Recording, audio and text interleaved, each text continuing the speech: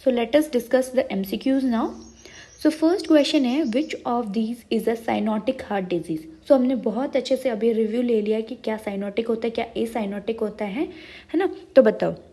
Ventricular septal defect, option B patent ductus arteriosus, option C tetralogy of Fallot and option D atrial septal defect. तो जब भी ऐसे question आता है ना, just make a diagram, heart का diagram बनाओ. ठीक. Right atrium, right ventricle, left atrium, left ventricle. ठीक है. और बनाओ कि कौन सा कहाँ से होता है. वेंट्रिकुलर सेप्टल डिफेक्ट कहाँ होता है. ये होता है, ये होता है हमारा लेफ्ट टू राइट शंट, है ना. और नेक्स्ट पेटेंट डक्टस आर्टरियोसिस, ये हमारे पल्मोनरी आर्टरी है, ये ऑर्टा है. पेटेंट डक्टस आर्टरियोसिस कहाँ होता है. Normal connection between pulmonary artery and aorta. ठीक. तो ये भी क्या होता है हमारा लेफ्ट टू राइट शंट होता है. Then atrial septal defect. अब एट्रियल सेप्टल डिफेक्ट भी हमारा लेफ्ट टू राइट होता है ना. तो इन सब में क्या हो रहा है, इन सब में यहाँ पे जो भी हमारा ब्लड है कहाँ जा रहा है, पल्मोनरी आर्टरी में जाके, पल्मोनरी आर्टरी से ये ब्लड जाता है हमारा लंग्स में और प्योरीफाई हो जाता है, जिसकी वजह से क्या है बेबी को साइनोसिस नहीं दिखता. तो ventricular septal defect, patent ductus आर्टरियोसिस, atrial तो कट गया ऑप्शन से. अभी बचा कौन सा, इस टेट्रालॉजी ऑफ फैलेट. मैंने आपको एक ट्रिक भी बताया था कि अगर आपको याद नहीं आता तो जो यूजुअली साइनोटिक हार्ट डिजीज़ है वो हमारा किससे स्टार्ट होता है, टी से स्टार्ट होता है. Tetralogy of Fallot, tricuspid, atresia, then we have transposition of great arteries, ये सब साइनोटिक है. Clear. So the option is C, tetralogy of Fallot. Okay. So next question है in an x ray the heart of a child with tetralogy of Fallot appears. बताओ. Just मैंने आपको last video में बताया है कि टेट्रालॉजी ऑफ फैलेट में baby का हार्ट किस शेप का हो जाता है. सो option 1 is cone shaped, option 2 boot shaped, option 3 pea shaped and option D apple shaped. बताओ. So the correct answer is boot shape. Tetralogy of Fallot में boot shape heart दिखता है. और क्या फीचर्स थे, साइनोटिक स्पेल मिलते हैं क्योंकि ये एक साइनोटिक कंडीशन है. और साइनोटिक स्पेल रिलीव करने के लिए क्या देते हैं, O2 देते हैं एंड नी चेस्ट पोजीशन देते हैं. नी चेस्ट पोजीशन और क्या बोलते हैं इसको, स्क्वैटिंग पोजीशन देते हैं. Clear.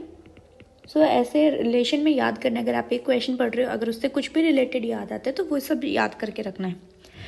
Answer is B. Next question है इंडोमिथासिन कॉजेज. इंडोमिथासिन क्या कॉज करती है. Option A closure of ductus in premature neonate, option B patent ductus arteriosus, option C closure of ductus in term and preterm neonates, then D closure of ductus in older children only.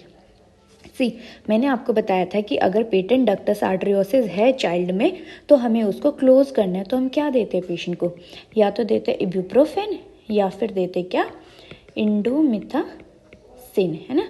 और ये मैंने आपको बताया था कि हमेशा जो indomethacin है वो प्री टर्म में देते हैं क्योंकि प्री टर्म में ही चांसेस है पीडीए का. सो अब देखो ऑप्शन सी, देखो ऑप्शन सी है closure of ductus in term. तो टर्म आ गया, ये तो हम सिर्फ प्री टर्म के लिए यूज़ करते, तो ये ऑप्शन गया. देन ऑप्शन डी देखो closure of ductus in an older children. Older children में नहीं, हम सिर्फ प्री टर्म यूनिट्स में यूज़ करते, तो ये गया. अब नॉर्मल पीडीए दे रखा है, पीडीए क्लोज करने के लिए तो हम यूज़ करते हैं, ये भी ऑप्शन भी हो सकता है और फर्स्ट भी क्योंकि इसमें प्री मेच्योर है. लेकिन बेटर ऑप्शन हमें देखना है. ठीक है.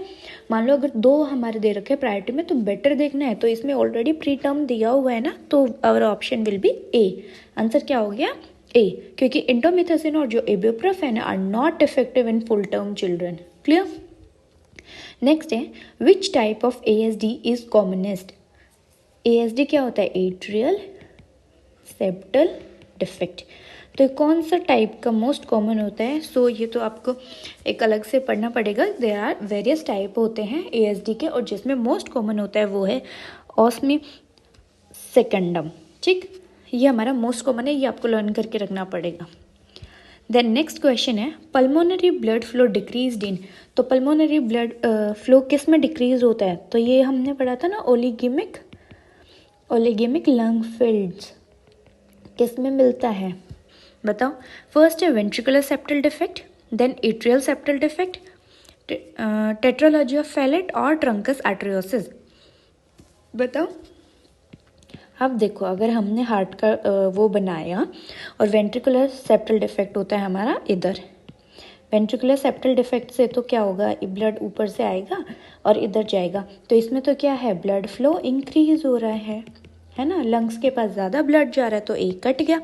Then atrial septal defect, atrial septal defect हमारा लेफ्ट टू राइट शंट होता है, और यहाँ से जब ब्लड आएगा तो ये पल्मोनरी आर्टरी में जाएगा, और पल्मोनरी आर्टरी से लंग्स में ज़्यादा ब्लड जाएगा, तो हमारा ऑप्शन बी भी कट गया। नेक्स्ट आता है ट्रंकस आर्टरियोसिस। ट्रंकस आर्टरियोसिस क्या होता है, देखो ये जो हमारा हार्ट है और इसमें ये पल्मोनरी आर्टरी है और ये ओटा है, तो ट्रंकस आर्टरियोसिस में क्या होता है, ये दोनों हमारा क्या है, जॉइन हो जाता है, ठीक है, उसको बोलते हैं ट्रंकस आर्टरियोसिस, ठीक है। तो उसमें भी क्या है, इधर से आएगा इधर से आएगा, तो इसमें भी ब्लड ज़्यादा जा रहा है, तो हमारा ऑप्शन क्या हो गया, टेट्रोलॉजी ऑफ फैलेट। क्यों टेट्रोलॉजी में कम क्यों जाता है, अब देखो टेट्रोलॉजी ऑफ फैलेट में क्या होता है, हमारा पल्मोनरी स्टीनोज्ड होता है। अब पल्मोनरी स्टीनोसिस होगा या फिर पल्मोनरी एट्रेशिया होगा, तो हमारा ब्लड फ्लो जो है वो लंग्स के पास कम जाएगा। क्लियर, तो ऑप्शन क्या हो गया, tetralogy of Fallot. Clear. Next question आता है, large PDA leads to, large PDA है, पेटेंट डक्टस आर्टरियोसिस है, तो उससे क्या हो सकता है, first is endocardial valvulitis, then Eisenmenger syndrome. Eisenmenger syndrome हमने पढ़ लिया था ना अभी। आइसेनमिंगर सिंड्रोम क्या होता है, it is reversal of shunt. Reversal of shunt क्यों, देखो हमारे जो पल्मोनरी अगर स्टेनोसिस है, यूजुअली हमारा जो वीएसडी होता है ना, वीएसडी वो क्या होता है, लेफ़्ट टू राइट शंट होता है। अब जब देखो लेफ़्ट टू राइट शंट है, तो हमारा जो ये राइट वेंट्रिकल में है बहुत ज़्यादा ब्लड जाएगा, और बहुत ज़्यादा, जब किसी चीज़ में बहुत ज़्यादा ब्लड जाता है ना, तो क्या होता है, उस चीज़ का स्टीनोसिस होने लग जाते हैं, तो it lead to pulmonary stenosis. अब पल्मोनरी स्टीनोसिस हो गया, तो जो ब्लड लेफ़्ट टू राइट आ रहा था, अब ये जो ब्लड है ये जाएगा राइट टू लेफ़्ट, जिसकी वजह से क्या हो गया, रिवर्सल ऑफ शंट, और इसी को बोलते हैं हम Eisenmenger syndrome. Clear. Then heart failure और all of the above, so बताओ option is all of the above, ठीक है। एंडोकार्डियल वाल्वुलाइटिस भी हो सकता है, लार्ज पीडी है, patent ductus arteriosus, then Eisenmenger syndrome हो सकता है, रिवर्सल ऑफ शंट हो सकता है, then heart failure and all of the above. Clear. Next question है, a child with tetralogy of Fallot and a history of severe hypoxia, ठीक है। Tetralogy of Fallot है, टॉफ है, क्या होता है, ये एक साइनोटिक कंजेनाइटल हार्ट डिजीज़ है, जिसमें पेशेंट का हिस्ट्री दे रहा है सीवियर हाइपोक्सिया का, is to be admitted to paediatric unit, which of the following would be most important for the nurse to have at bed side.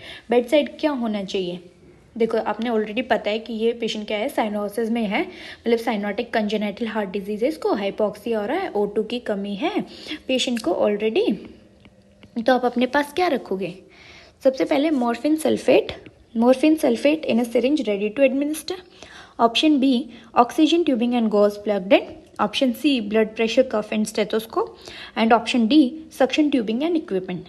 C, morphine sulphate क्या करता है, मॉर्फिन सल्फेट रेस्पिरेटरी डिप्रेशन करता है, तो patient को देखो already hypoxia है, morphine दोगे तो और ज़्यादा पेशेंट को रेस्पिरेटरी डिप्रेशन होगा, तो ऑप्शन 1 तो गलत हो गया। देन अब देखो blood pressure cuff and stethoscope, अब पेशेंट को तो क्या हो रहा है, मेन हमारे क्या प्रायोरिटी है, हाइपोक्सिया हो रहा है ना, हाइपोक्सिया को ठीक करना है प्रायोरिटी, तो ब्लड प्रेशर कफ क्यों रखेंगे, ठीक। Next suction tubing and equipment, suction tubing भी क्यों रखना, पेशेंट को कोई सीजर नहीं आ रहा या फिर पेशेंट को कोई एक्सेसिव सिक्रीशंस नहीं है ना, तो हमें सक्शन ट्यूबिंग भी अभी इंपॉर्टेंट नहीं है, तो अभी सबसे ज़्यादा इंपॉर्टेंट क्या है, ऑक्सीजन ट्यूबिंग, क्योंकि पेशेंट को क्या हाइपोक्सिया है, साइनोसिस है, पेशेंट को साइनोसिस ठीक करने के लिए हमें क्या देना, ऑक्सीजन, तो बेड साइड पे क्या रेडी रहना चाहिए, oxygen tubing and gauze plugged in. Clear. Then next question हमारा, where to look for preductal oxygen saturation in PDA in a 3 minute born infant. अब देखो प्री डक्टल ऑक्सीजनेशन सेचुरेशन मतलब जो हमारा पेटेंट डक्टस आर्टरियोसिस है, ये है हमारा पल्मोनरी आर्टरी ऑर्टा, इसके बीच में हमारा क्या है, we have patent ductus arteriosus. So question में क्या पूछ रहे हैं कि हमें कहाँ देखना है for pre ductal oxygenation saturation, मतलब यहाँ तक हमारा ब्लड अभी नहीं आया, इससे पहले अगर हमें पेशेंट का O2 सैचुरेशन देखना है बिफोर प्री डक्टल सैचुरेशन देखना है, ये डक्ट खुला हुआ है, इससे पहले का अगर O2 सैचुरेशन देखना है 3 मिनट बोर्न चाइल्ड पे, तो हम कौन से लिम्ब से देखेंगे, left upper limb, left lower limb, right upper limb, right lower limb. तो इसका आंसर है option C, right upper limb. अब मैं बताती हूँ कैसे। देखो, the oxygenated blood enters from left atrium then to, ये देखो जो हमारे यहाँ पे क्या होता है, पल्मोनरी वेन होती है ना, यहाँ से क्या होता है, ऑक्सीजनेटेड ब्लड आता है। जब ऑक्सीजनेटेड ब्लड हमारा कहाँ आएगा, पहले लेफ्ट एट्रियम में, देन वही ऑक्सीजनेटेड ब्लड मिट्रल वॉल से हमारा आएगा लेफ्ट वेंट्रिकल से, then it enters to aorta, है ना, नॉर्मली तो यही होता है। And before it goes to the ductus arteriosus, मतलब यहाँ होता है डक्टस आर्टरियोसिस, तो जब तक ये डक्टस आर्टरियोसिस से जाए उससे पहले क्या होता है, there is a brachiocephalic artery, ठीक है, इसमें जाने से पहले ये give rise to brachiocephalic artery होती है हमारे। और जो वो ब्रैकियोसेफेलिक आर्टरी है which gives right subclavian artery को डिवीजन होता है which supplies to right upper limb, मतलब ये पेटेंट डक्टस आर्टरियोसिस है ना, उससे पहले ही हमारा क्या आ जाता है, ब्रैकियोसेफेलिक आर्टरी आती है। और जो ब्रैकियोसेफेलिक आर्टरी के आगे जाके किसको गिव राइज करते हैं, राइट सबक्लेवियन आर्टरी। तो राइट सबक्लेवियन आर्टरी हमारा ये राइट साइड में होगा, तो फिर हम कहाँ ऑक्सीजन चेक करेंगे, इन राइट अपर लिम्ब, ठीक है। So preductal saturation seen in right upper limb, clear है। नेक्स्ट क्वेश्चन है, in a child with right to left shunt which finding the nurse should expect, क्या हो सकता है in right to left shunt. देखो right to left shunt में क्या होता है, ये हमारा हार्ट है, ये राइट वेंट्रिकल है, ये लेफ्ट वेंट्रिकल है। अगर हमें मिलता है राइट टू लेफ्ट शंट, तो यहाँ पल्मोनरी आर्टरी, यहाँ ऑर्टा।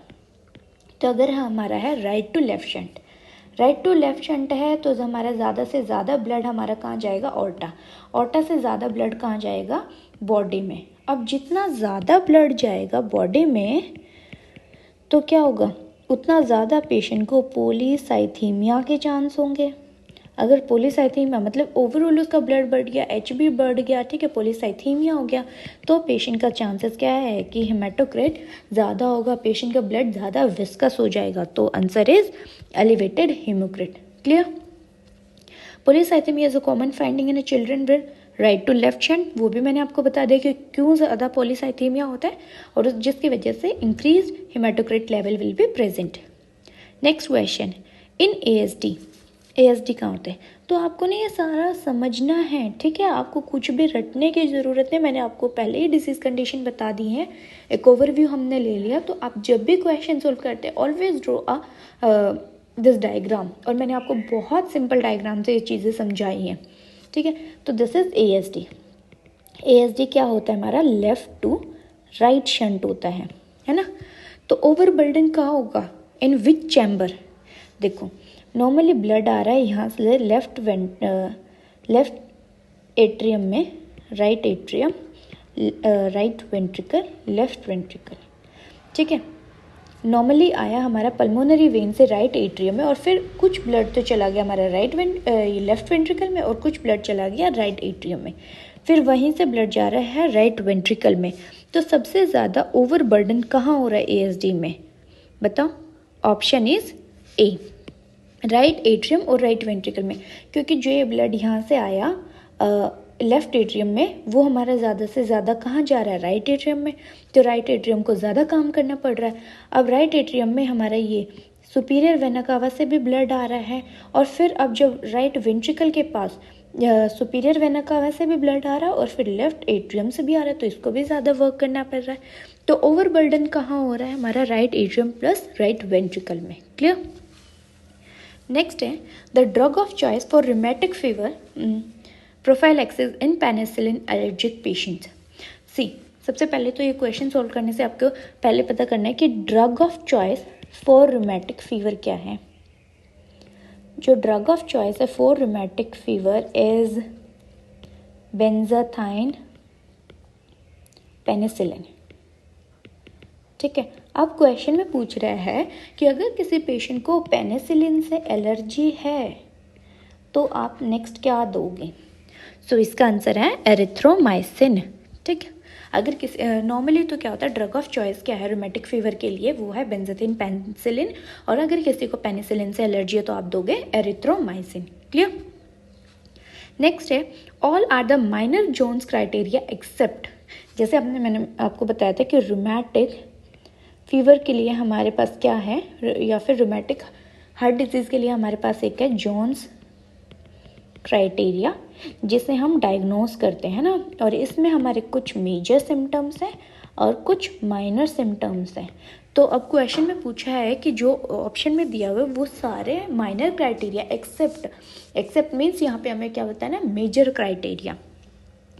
ऑप्शन क्या है, option A arthralgia, option B fever, option C prolong PR and option D chorea. तो बताओ मेजर कौन सा है, ऑप्शन डी कोरिया।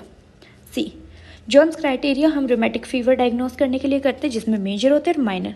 मेजर में क्या है, वी हैव पोली आर्थराइटिस। ठीक है, ये जॉइंट पेन होगा, पोली मतलब बहुत सारे डिफरेंट जॉइंट पेन होगा, ठीक, डिफरेंट बोन्स में, जॉइंट्स में। देन कार्डाइटिस प्रेजेंट होगा। देन वी हैव एरिथमिया मार्जिनेटम, मतलब आपको ना बॉडी पे रैशेस मिलेगी ऐसे कि मतलब उसके जो मार्जिन्स होगा ना वो तो रेड कलर का होगा, बीच में पेल कलर होगा। ठीक है, बीच में पेल होगा, तो इसको बोलते हैं एरिथमिया मार्जिनेटम। देन पेशेंट को कोरिया होगा। ठीक है, मतलब इनवॉलेंट्री बॉडी मूवमेंट्स होगा, रिपीटेटिव बॉडी मूवमेंट्स एबनॉर्मल। ठीक है, जो एबनॉर्मल बॉडी मूवमेंट प्रेजेंट होगी। Then we have subcutaneous nodules हो गए, बैक पे होंगे, एल्बोज पे होंगे ना, तो वो सब आता है हमारा मेजर क्राइटेरिया में। मेजर क्राइटेरिया में ये 5 बेसिक चीज़ें हैं जो आपको पता होना चाहिए। नेक्स्ट माइनर क्राइटेरिया में क्या आता है, we have arthralgia, fever, first degree heart block, elevated ESR, मतलब ईएसआर और हमारा सीआरपी जो है वो इंक्रीज मिलेगा। सो अब बताओ इसमें से कौन सा major criteria is chorea. Clear. So अब एक डायग्नोस कैसे करते हैं, डायग्नोस के लिए आपको 1 मेजर क्राइटेरिया होना चाहिए प्लस 2 माइनर क्राइटेरिया होना चाहिए। ठीक है, तभी आप बोलोगे कि इस पेशेंट को जो है रूमेटिक फीवर है, मतलब जो आपने 5 मेजर क्राइटेरिया पढ़े उसमें से एक प्रेजेंट होना चाहिए पेशेंट में और प्लस 2 माइनर प्रेजेंट होना चाहिए। क्लियर। या फिर अगर माइनर नहीं है तो 2 मेजर होना चाहिए। ठीक है, या तो ये हो या फिर ये हो, और दो मेजर तो हमने पढ़ लिया, और क्या होना चाहिए, एक मेजर या फिर 2 माइनर। ठीक है, एक मेजर 2 माइनर या फिर 3 माइनर हो।